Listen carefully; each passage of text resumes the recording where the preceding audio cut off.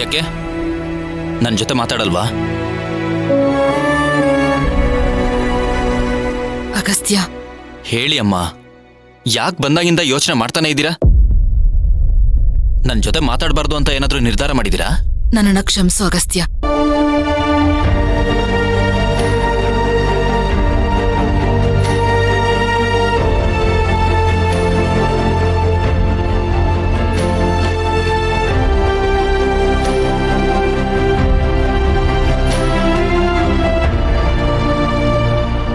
ಯಾಕಮ್ಮ? ನೆನ್ನೆ ನಾನು ನಿನ್ನ ಹತ್ರ ಸುಳ್ಳು ಹೇಳಿದ್ದಕ್ಕೆ, ನಿನ್ ಮನ್ಸಿಗೆ ನೋವಾಗೋ ಹಾಗೆ ನಡ್ಕೊಂಡಿದ್ದಕ್ಕೆ ದಯವಿಟ್ಟು ಅದ್ಯಾವುದನ್ನ ಮನ್ಸಲ್ಲಿ ಇಟ್ಕೋಬೇಡ ಅಗಸ್ತ್ಯ. ನಾನು ಆ ವಿಷಯನ ಮುಚ್ಚಿಟ್ಟಿದ್ದು ಉದ್ದೇಶಪೂರ್ವಕವಾಗಿ ಆಗಿದ್ರು ಎಲ್ರಿಗೂ ಒಳ್ಳೇದಾಗ್ಲಿ ಅನ್ನೋದೇ ಆಗಿತ್ತು. ಏಕೆಂದ್ರೆ ಮನುಷ್ಯ ಕೋಪದಲ್ಲಿರ್ಬೇಕಾದ್ರೆ ಪಡ್ಕೊಳ್ಳೋದಕ್ಕಿಂತ ಕಳ್ಕೊಳ್ಳೋದೇ ಹೆಚ್ಚು. ಅದಕ್ಕೆ ಸಮಯ ಕಳೀಲಿ ಅಂತ ಸುಮ್ಮನಾಗಿದ್ದೆ. ಈಗಲೂ ನಾನು ನಿಮ್ಮನ್ನ ಬಿಟ್ಟು ಹೋಗ್ತೀನಿ ಅಂತ ಭಯನಾ? ಗೊತ್ತಿಲ್ಲ, ಆದ್ರೆ ಕಳ್ಕೊಳ್ಳೋ ಶಕ್ತಿ ಇಲ್ಲ ಕಣು.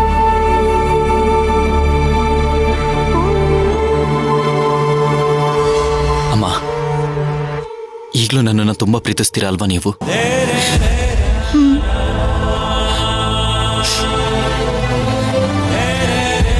ಸಾರಿ ಅಮ್ಮ, ನೆನ್ನೆ ನಾನು ಕೋಪದಲ್ಲಿ ತುಂಬಾ ಮಾತಾಡ್ಬಿಟ್ಟೆ. ಪ್ರೀತಿ ಇದ್ದ ಕಡೆನೆ ಸಮಪಾಲಿನ ಕೋಪನೂ ಇರುತ್ತಲ್ವಾ? ನನ್ಗರ್ಥ ಆಗತ್ತೆ. ಹಂಗಂದ್ರೆ ನೆನ್ನೆ ಇದ್ದ ಕೋಪ ಇವತ್ತು ಪ್ರೀತಿ ಆಯ್ತು ಅಂತೀರಾ? ಈಗ ನನ್ನ ಮನ್ಸಿಗೆ ಸ್ವಲ್ಪ ಹಗುರ ಆಯ್ತು. ನನಗೂ ಅಷ್ಟೇ. ಆದ್ರೆ ಇನ್ಮೇಲೆ ಈ ಥರದ ವಿಚಾರಗಳನ್ನ ನನ್ನಿಂದ ಮುಚ್ಚಿಡಬಾರ್ದಮ್ಮ. ಆಯ್ತು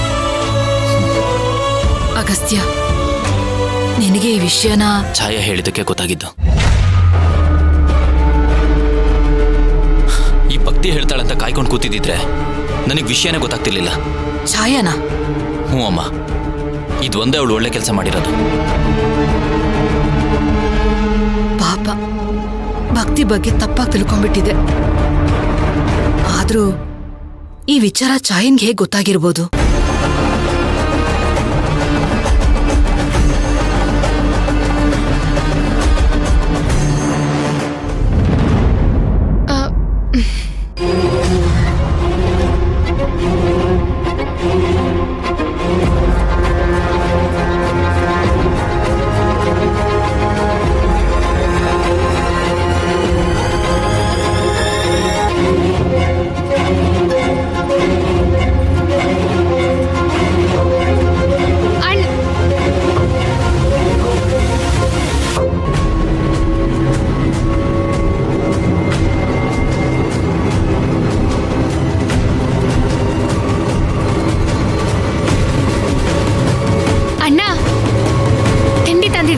ತಗೊಳ್ಳಿ. ಬಿಸಿ ಇದೆ, ಆರೋಗ್ಯಕ್ಕಿಂತ ಮುಂಚೆ ತಿಂಡಿ ತಿಂದು ಆಮೇಲೆ ಕೆಲಸ ಮಾಡಿ.